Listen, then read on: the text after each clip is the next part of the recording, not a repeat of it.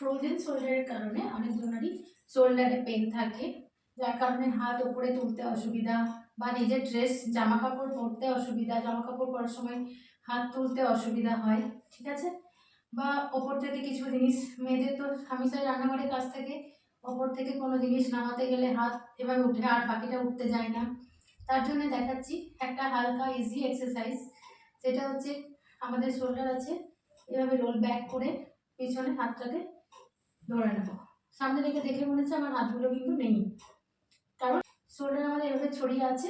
এই শোল্ডারটাকে কি করছি, এভাবে আপ করে পিছনে করে নিচ্ছি, করে দুটো হাতকে এভাবে লক করে নিলাম, পিছন লক করে আস্তে আস্তে যতটা পারবো ওপরে ওঠাবার চেষ্টা করব।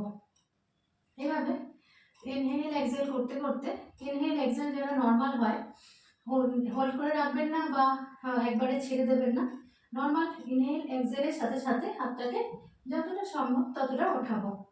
এভাবে ওঠানো হয়ে গেলে পায়ের মধ্যে একটু গ্যাপ সৃষ্টি করবেন, এই যে পায়ের গ্যাপটা রেখে আমি ওঠাবো। দুদিক থেকে দেখিয়ে দিলাম যে বুঝতে না অসুবিধা হয়, ঠিক আছে।